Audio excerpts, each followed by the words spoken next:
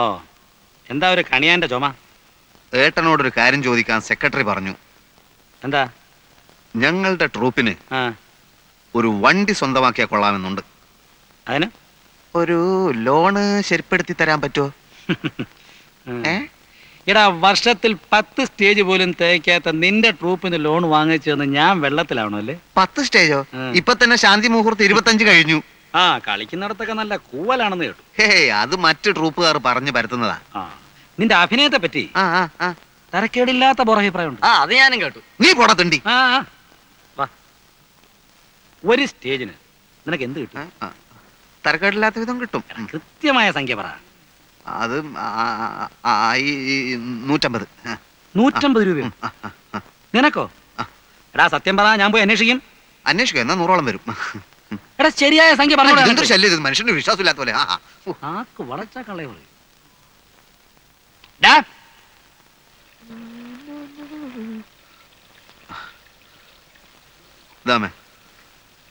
വച്ചടാ, ഇവിടെ ഇപ്പൊ വലിയ അത്യാവശ്യമൊന്നുമില്ല. കുഴപ്പമില്ല, എന്റെ ആവശ്യത്തിനുള്ളൊക്കെ ഞാൻ എടുത്തിട്ടുണ്ട്. അടുത്ത സീസൺ ആവട്ടെ, ഞാനിവിടെ ഒരു കലക്ക് കലക്കും. പല വലിയ സമിതിക്കാരും എന്നെ വിളിച്ചിട്ടുണ്ട്. മാസത്തിൽ 30 ദിവസവും കളിയുള്ളവർ. ഓ, മാസത്തിന് 30 ദിവസം ഉണ്ട്, എനിക്കറിയാം. നീ പോയി കുളിച്ചിട്ട് വന്നേ, എന്നിട്ട് എന്തെങ്കിലും കഴിക്കാൻ നോക്ക്. എന്റെ അമ്മയെ ഇന്നലെ വടകരയിൽ ഞങ്ങളെ നാടകം കാണാൻ ഒരു സിനിമാ പ്രൊഡ്യൂസർ ഉണ്ടായിരുന്നു. ഭാവി എന്താന്ന് പറയാൻ പറ്റില്ലോ, ചിലപ്പോ എന്റെ ചിത്രവും ചുവരിന്റെ മേലെ വരും. പോയി കുളിക്കടാ.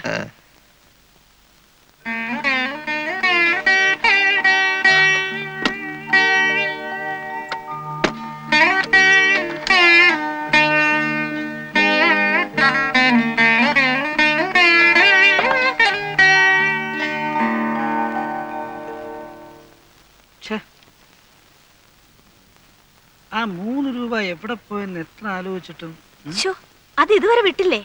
കഷ്ടം. ഞാൻ തരാം 3 രൂപ.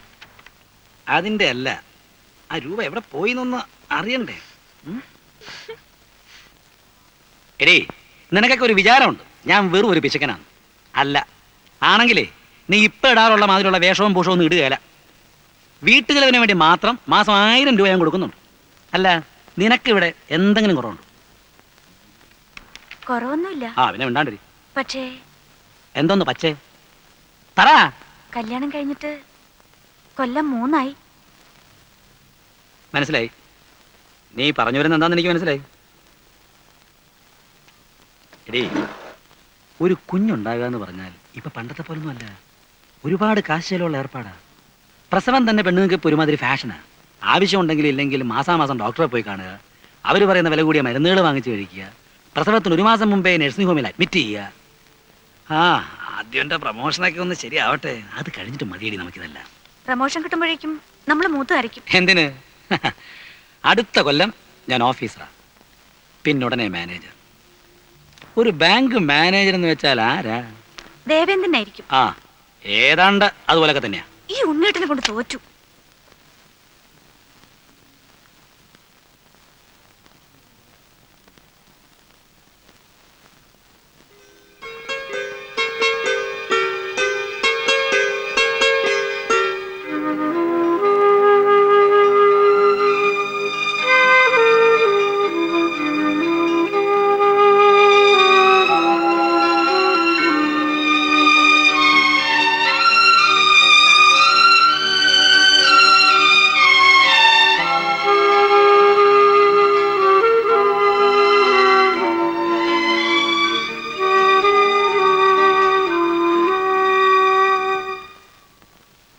എടീ, ആ 3 രൂപ ഞാൻ ഹെഡ് ഓഫീസിലെ പ്യൂണിന് ചായ കുടിക്കാൻ കൊടുത്തതാ.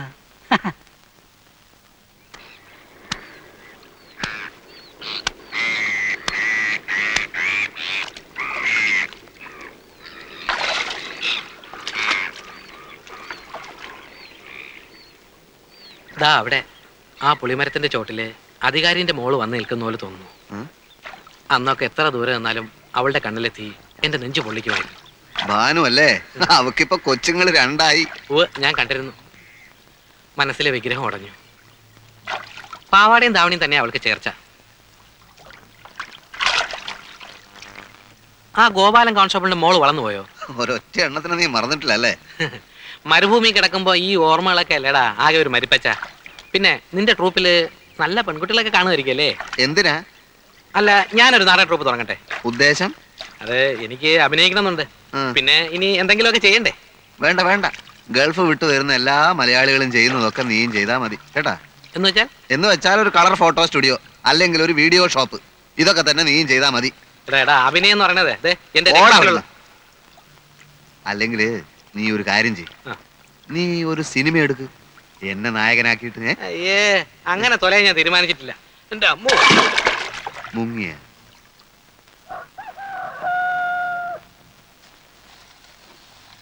ഇത് ഇവിടെ നെല്ലാണോ? അല്ല, വാങ്ങിയതാ. അമ്മേ, മുരളി എവിടെ? ചേട്ടന് ഊണ് കഴിഞ്ഞ് ഇറങ്ങിയതാ. പെരപണിയുന്നിടത്തുണ്ടാവും. അവന്റെ കാര്യം ഒന്നും പറയണ്ട. അവൻ എപ്പോഴും അവിടെ തന്നെയാ. എടുപ്പണ്ടേ, ഇത്തിരി വെള്ളം അടുപ്പത്ത് വയ്ക്ക്. ഇരിക്കു. ഞായറാഴ്ച ആയതുകൊണ്ട് ഇന്ന് പണി ഉണ്ടാവില്ലെന്ന് ഞാൻ വിചാരിച്ചു. പണിയുണ്ടായിട്ടില്ല, അവനവിടെ ഓരോന്ന് തൊട്ടും പിടിച്ച് നിൽക്കുന്നുണ്ടാവും.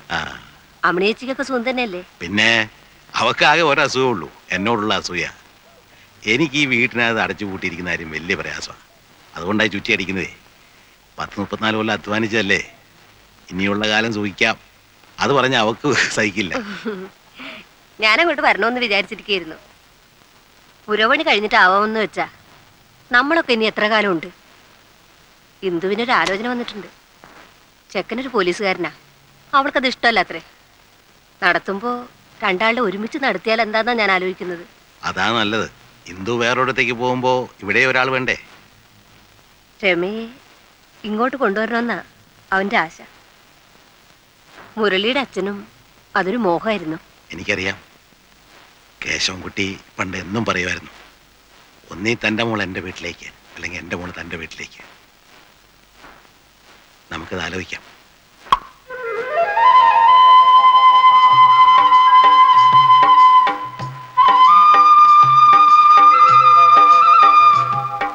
ശങ്കരേട്ട ഇറങ്ങുന്നില്ലേ? എന്താ ശങ്കരേട്ട ഇങ്ങനെ നോക്കുന്നത്? ഈ ശങ്കരേട്ടാന്നുള്ള വിളിയേ മാറ്റേണ്ടി വരും.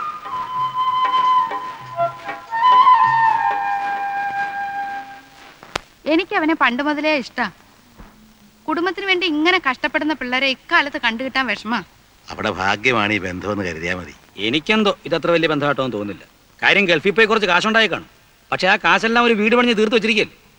തന്നെയല്ല, ഇപ്പൊ കല്യാണക്കാര്യത്തിൽ ഗൾഫുകാർക്ക് പൊതുവേ മാർക്കറ്റ് സ്വല്പ ഡിമ്മ. ആ മാർക്കറ്റ് ഒന്നും മുരളിയുടെ കാര്യത്തിൽ നോക്കേണ്ട ആവശ്യമില്ല. അതെ. പിന്നെ നോക്കാതെ കല്യാണം കഴിഞ്ഞാൽ പെണ്ണ് നോക്കാൻ ചെറുക്കനൊരു ജോലി വേണ്ടേ? മുരളി ടൗണിൽ എന്തോ ബിസിനസ് തുടങ്ങാൻ പോകണമെന്ന് പറഞ്ഞിരുന്നു. എന്തോന്ന് ബിസിനസ്? Video shop. സ്ഥലമൊക്കെ കണ്ടു കഴിഞ്ഞു. നിനക്കൂടെ എന്താ കാര്യം? പോയി പഠിക്കണം. ഓടാ അവിടുന്ന്. അങ്ങനെ ഇരതിരിച്ചന്വേഷിക്കൊന്നും വേണ്ട. അവൻ നല്ലവനാ. നമ്മുടെ രമയെ നോക്കാനുള്ള തൻ്റെ ഇടമൊക്കെ അവനുണ്ട്. നമുക്കിത് അധികം വയ്യാതെ നടത്താം. എനിക്കിപ്പോ കല്യാണമൊന്നും വേണ്ട. അതെന്താ? എനിക്ക് പഠിക്കണം. പഠിച്ചോ. കല്യാണം കഴിഞ്ഞ ഉടനെ പഠിപ്പ് നിർത്തണമെന്ന് നിയമമൊന്നുമില്ലല്ലോ. അല്ല, കല്യാണക്കാര്യം പറയുമ്പോ എല്ലാ പെൺകുട്ടികളും പറയുന്നതായത്. അല്ല, എനിക്കിപ്പോ കല്യാണം വേണ്ട. കൊഞ്ചാതെ പോടിയപ്പുറത്ത്. മകരത്തിന് മുമ്പ് നടത്തേണ്ടി വരുവോ? വരുവടാ. എനിക്കിപ്പോ കല്യാണം വേണ്ടെന്നല്ലേ പറഞ്ഞേ? ഡേയ്, അധികം സംസാരിക്കൊന്നും വേണ്ട. കല്യാണം നടത്തണോ വേണ്ടോ എന്ന് ഞങ്ങളെല്ലാം ചേർന്ന് തീരുമാനിക്കും. ഞങ്ങൾ ആണുങ്ങൾ തീരുമാനിച്ചോളാം കേട്ടാ. എനിക്ക് പഠിക്കണം. പേടിക്കാതെ രമേ, എന്നായാലും വേണ്ടതല്ലേ. എനിക്കിപ്പോ കല്യാണം വേണ്ട. ഞാൻ എഴുന്നേറ്റ് വന്നൊരു കുത്തങ്ങ് വെച്ചിരും കേട്ടോ ആസത്തെ. വെറുതെ നിന്ന് ചിടുങ്കണ്ട. ഒരു നല്ല കാര്യം പറഞ്ഞുകൊണ്ടിരിക്കുന്നതിനിടയില.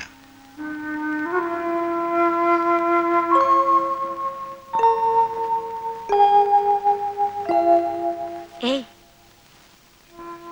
ഇത്രയ്ക്ക് പിണങ്ങാൻ എന്തുണ്ടായി? കല്യാണം വേണ്ടെങ്കിൽ വേണ്ട, അത്രയല്ലേ ഉള്ളൂ. പിന്നെന്തിനാ നിർബന്ധിക്കുന്നേ? അതവർക്ക് നിന്നോട് സ്നേഹമുള്ളണ്ടല്ലേ. അത്രയ്ക്ക് സ്നേഹമൊന്നും വേണ്ട.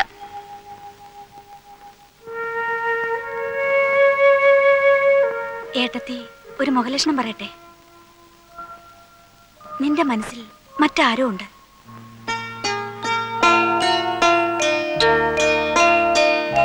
പറ, ആരാ നിന്റെ മനസ്സിൽ?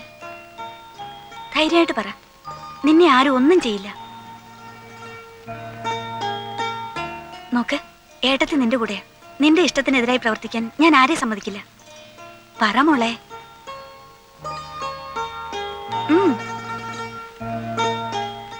എന്റെ കോളേജില് മലയാളം പഠിപ്പിക്കുന്ന സാറിന് എന്നെ ഇഷ്ടാ. എന്താ അയാളുടെ പേര്? ശിവൻ.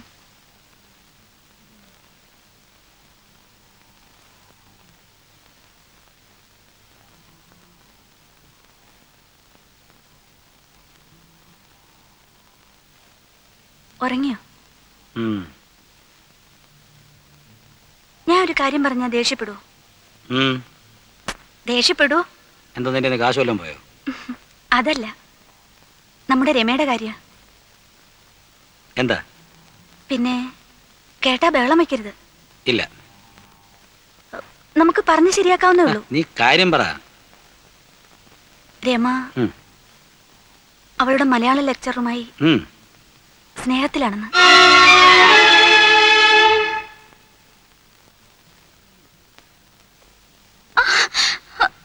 കൊല്ലും ഞാൻ.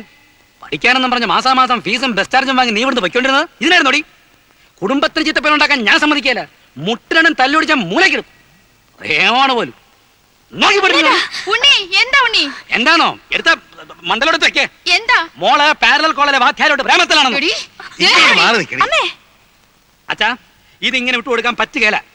ഒറ്റ മോളാന്ന് കരുതി നിങ്ങൾ രണ്ടുപേരും ലാടിച്ച് ലാടിച്ച് അവളിങ്ങനെ ചീത്തയത്. ഒന്ന് മാറിക്കേ. ഇനി ഞാൻ ചോദിക്കാം. ഞാനും ഇവളുടെ ഒരു സഹോദരനാണല്ലോ. എടി, അവൻ ആരാണ്? അവന്റെ പേരെന്താണ്?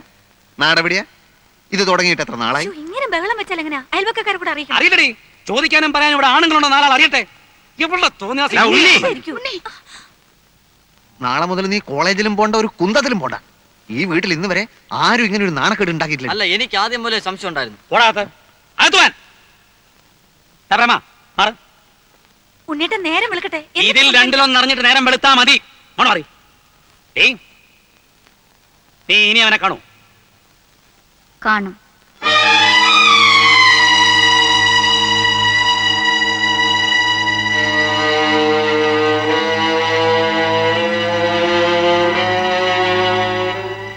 ഞങ്ങൾ തമ്മിൽ അടുപ്പാണ്.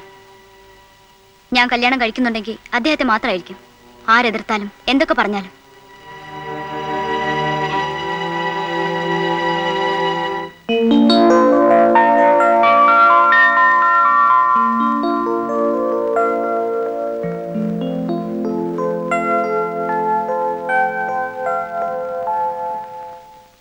മിസ്റ്റർ ശിവൻ.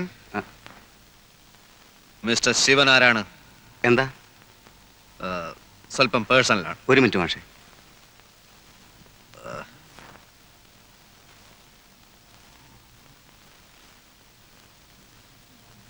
തിരുനെല്ലിക്കാട്ടിൽ വെച്ച് പോലീസിന്റെ വെടിയേറ്റ് മരിച്ച വർഗീസ് എന്ന നെക്സലൈറ്റിനെ പറ്റി കേട്ടിട്ടുണ്ടോ? എനിക്ക് മനസ്സിലായില്ല. അദ്ദേഹം എന്റെ സുഹൃത്തായിരുന്നു. തൽക്കാലത്തെ ചില പ്രശ്നങ്ങൾ കാരണം ഞാൻ നാടകത്തിലോട്ട് മാറിയെന്നേ ഉള്ളൂ. പക്ഷെ പ്രസ്ഥാനത്തിലെ പലരും ഇപ്പോഴും എന്റെ സുഹൃത്തുക്കളാണ്. അല്ല, ആരാ നിങ്ങള്? ഇതൊക്കെ എന്നോട് പറയുന്നത് എന്തിനാ? ഒരു കോങ്ങാടും മറ്റൊരു തലശ്ശേരിയും ഇവിടെ ആവർത്തിപ്പിക്കാൻ എനിക്ക് സാധിക്കുമെന്ന് മനസ്സിലാക്കിക്കോളൂ. താൻ പഠിപ്പിക്കുന്ന പെമ്പിള്ളേരെ പിഴപ്പിക്കാൻ നടക്കുകയാണ് അല്ലേ? നിങ്ങൾക്ക് ആള് മാറിയെന്ന് തോന്നുന്നു. ഇല്ല, ഇനി ഇത് തുടർന്നാൽ തന്റെ ആൾ രൂപം ഞങ്ങൾ മാറ്റും. രമ ഞങ്ങളുടെ ഒറ്റപ്പെങ്ങളാണ്. ഓ, ഇപ്പൊ മനസ്സിലായി. നാടകപ്രാന്തനായ ഒരു ചേട്ടനുണ്ടെന്ന് രമ പറഞ്ഞിരുന്നു. പേര് ചന്ദ്രൻ തെക്കേ മുറി അല്ലേ? അല്ല, പ്രേമം വടക്കേ മുറി. ആ, അത് തന്നെ. ഏതോ ഒരു മുറിയുള്ള കാര്യം അറിയാമായിരുന്നു. നിങ്ങളുടെ പുതിയ നാടകത്തിന്റെ പേര്? ശാന്തി മുഹൂർത്തം. ആ, ഏതോ ഒരു മുഹൂർത്തം. അത് കാണേണ്ട ഗതികേട് എനിക്കുണ്ടായി. നിങ്ങളുടെ റോളും ശരിയായില്ല, അഭിനയം മഹാബോറും. ഇപ്പോ റിഹേഴ്സൽ നടന്നുകൊണ്ടിരിക്കുന്ന നാടകത്തില് എനിക്ക് നല്ല റോളാണ്. ഞാൻ കലക്കും. എനിക്ക് പ്രതീക്ഷയില്ല. ഇല്ലേ, വേണ്ട. പ്രേമിക്കുന്നെന്ന് പറഞ്ഞ് എന്റെ പെങ്ങളുടെ പുറകെ താൻ ഇനി നടക്കരുത്. സുഹൃത്തെ, ഞാൻ എഴുതിയ ചില കവിതകളിൽ കടന്നു വരാറുള്ള തത്വങ്ങളെ കുറിച്ചാണ് എനിക്ക് ഓർമ്മ വരുന്നത്. ലോക സമസ്ത സുഖിനോ ഭവന്തു, മാ ഫലേഷു കഥാചന. സ്നേഹമാണ് അഖിലസാര മൊഴിയിൽ എന്ന് വെച്ചാൽ ചിറകറ്റ പക്ഷിക്കു ചിറകുമായി നീ ഇനി പിറകെ വരല്ലേ വരല്ലേ. അവസാന യാത്ര പറഞ്ഞു നീ ഇനിയും വരല്ലേ വരല്ലേ. നീ തന്നെ ജനനവും സന്ധ്യേ, നീ തന്നെ മരണവും സന്ധ്യേ. നീ തന്നെ ജനനവും നീ തന്നെ മരണവും നീ തന്നെ സന്ധ്യേ. ചിറകറ്റ പക്ഷിക്കു ചിറകുമായി നീ ഇനി പിറകെ വരല്ലേ വരൽ. ഹലോ, എന്താ? ഈ പാരലൽ കോളേജിൽ പഠിപ്പിക്കുന്ന ഒരു ശിവൻ ഉണ്ടല്ലോ, ആ, പുള്ളിയുടെ വീട് ഏതാ? ഇത് തന്നെ. ഇത് തന്നെയാണോ? ഇത് തന്നെയാ, സംശയിക്കണ്ട. കോളേജിലൊക്കെ വെറുതെ പോകുന്നതല്ലേ. മൂപ്പർക്ക് എന്തിനാ ജോലി? അമ്മയ്ക്ക് ആ കൂടെ ഒറ്റ മകൻ, കണ്ടമാനം സ്വത്തും. നമ്മൾ ആരാണാവോ?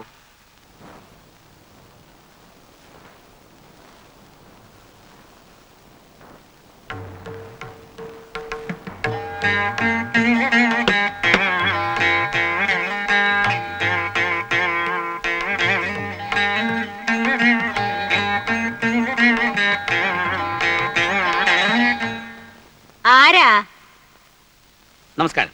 ആ, നമസ്കാരം. മിസ്റ്റർ ശിവന്റെ അമ്മ, തൃക്കുന്നത്തെ ഭഗീരഥി അമ്മ. മനസ്സിലായില്ലല്ലോ. എനിക്ക് ശിവനെ ഒന്ന് കാണണം. അവൻ ഇവിടെ എവിടെയോ ഉണ്ടായിരുന്നല്ലോ. കാർത്തു, ആ ചുമന്ന മാരുതി കാർ അവിടെ കിടപ്പുണ്ടോ?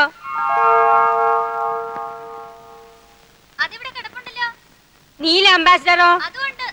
ആ, എന്നാ അവൻ ടൗണിൽ പോയതാവൂല. ആ. ഇവിടെ അടുത്തെങ്ങാനും പോയതായിരിക്കും. ഇരിക്കൂ. ഓ. ആ.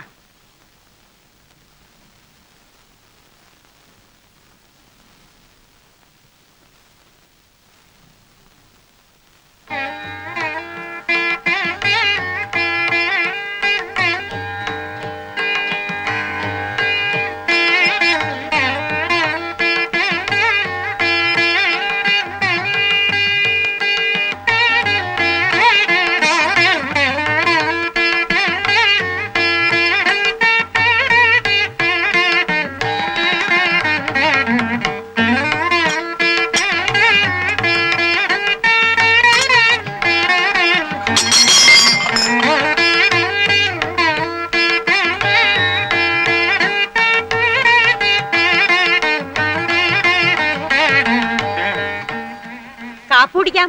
ഓ, നല്ല കാഫലമുള്ള തെങ്ങാണല്ലോ. പിന്നെ നല്ല ഒന്നാന്തരം മണ്ണല്ലേ ഇവിടെ. പറഞ്ഞിട്ട് എന്താ കാര്യം? നോക്കി നടത്താൻ ഞങ്ങൾ രണ്ടാളല്ലേ ഉള്ളൂ ഇവിടെ. 30 ഏക്കറിയാ ഭൂമി, അത് മുഴുവനും തെങ്ങ്. നെല്ലാണെങ്കി അത് ഒരു വശത്ത് അങ്ങനെ. ഒരു നിലയ്ക്ക് നോക്കിയാ സ്വത്തും മുതലൊന്നും അത് ഇല്ലാത്ത നല്ലത്. കാപ്പിടിക്കാൻ വരൂ.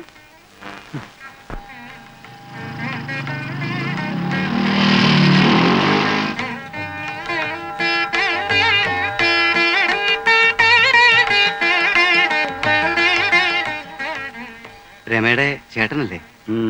ബാങ്കിൽ വെച്ച് ഒരിക്കാൻ കണ്ടിട്ടുണ്ട്. വരൂ, അകത്തിരിക്കാം. അമ്മേ,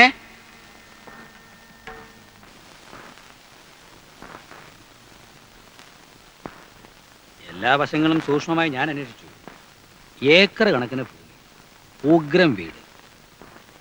അധികം ആലോചിക്കാനൊന്നുമില്ല അച്ഛാ, നമുക്കിതങ്ങ് ഉറപ്പിക്കാം. നല്ലതുപോലെ സാഹിത്യവാസനയും ഉണ്ട്.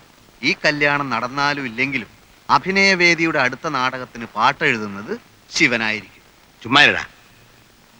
അപ്പൊ ഞാൻ മുരളിക്ക് കൊടുത്ത വാക്ക് തെറ്റിക്കുന്നതിൽ ആർക്കും ഒരു വിഷമവും ഇല്ല. എന്ന് വെച്ചാ പെണ്ണിന് ഇഷ്ടമുണ്ടേ അച്ഛാ. ഒരു സമാധാനം ഉള്ളത് അവള് കണ്ട അലവലാദികളൊന്നും കയറി പ്രേമിച്ചില്ലല്ലോ എന്ന്. അല്ല, അങ്ങനെ ഉണ്ടാകുകയില്ല. ഒന്നുമില്ലേലും അവൾ എന്റെ പെങ്ങളല്ലേ.